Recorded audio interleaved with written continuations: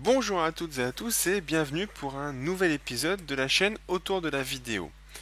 Alors aujourd'hui on va parler des raccourcis clavier sur FCP10 et vous êtes nombreux à vous demander comment rajouter des raccourcis clavier, des moyens d'accéder plus facilement aux fonctionnalités et surtout du coup d'aller beaucoup plus vite lors de vos montages. Alors aujourd'hui, on va parler que d'FCP10. Je ferai une prochaine épisode sur Premiere Pro, Creative Cloud. Là, aujourd'hui, on va se consacrer à FCP10. Donc, on lance Final Cut Pro. Et puis, on va profiter de la nouvelle fonctionnalité. Alors, ça n'a aucun rapport, mais on lance ça sur Yosemite maintenant. Et donc, pour accéder à ces raccourcis clavier, donc là, on est sur une petite librairie très classique.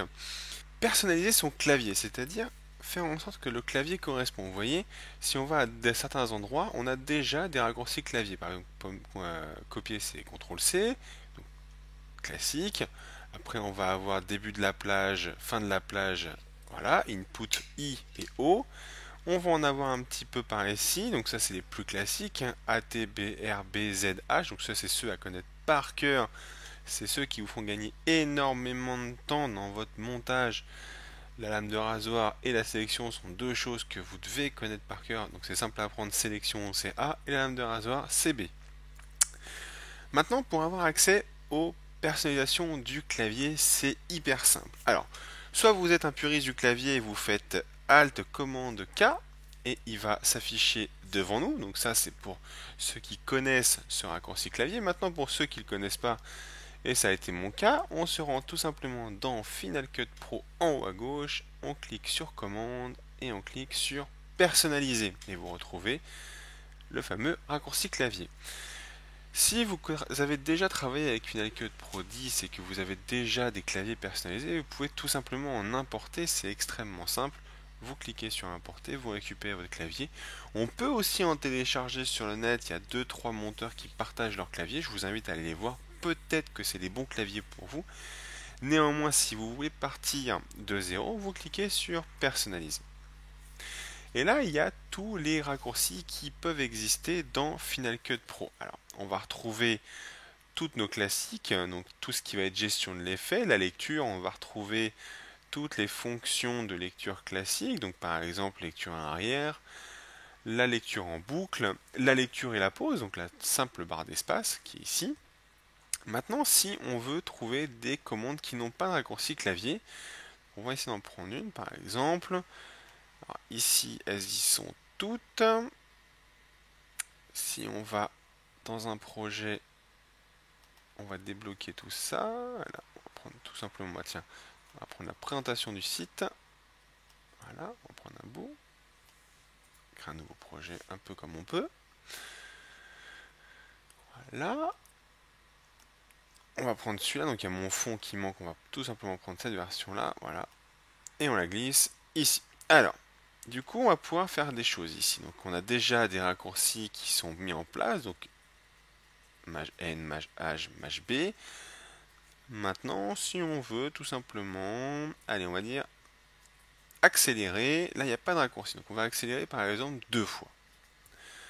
Donc, maintenant, pour personnaliser son clavier, on fait Alt, commande K, le raccourci s'ouvre et on va aller chercher notre effet euh, tout simplement d'accélération. Alors, donc le voilà. Donc là en haut, on a toutes les touches du clavier, de mon clavier, c'est-à-dire qu'il manque, il a reconnu que c'était le clavier sans le pavé numérique, donc il manque ce clavier-là. Moi, je suis un fan de la touche commande, donc quand j'appuie sur commande ici, ça se noircit un petit peu, alors que les autres restent clairs. Si je les maintiens, hop, et si je rajoute, j'ai pas assez de doigts, mais voilà. Voilà un des raccourcis qu'on peut faire. Moi, je vais faire commande et puis je vais choisir la touche P. Donc là, je me retrouve avec à quoi sert la fonction, la touche P et les combinaisons de touches qu'il y a. Donc si j'appuie sur majuscule P, ça fait déplacer la tête de lecture.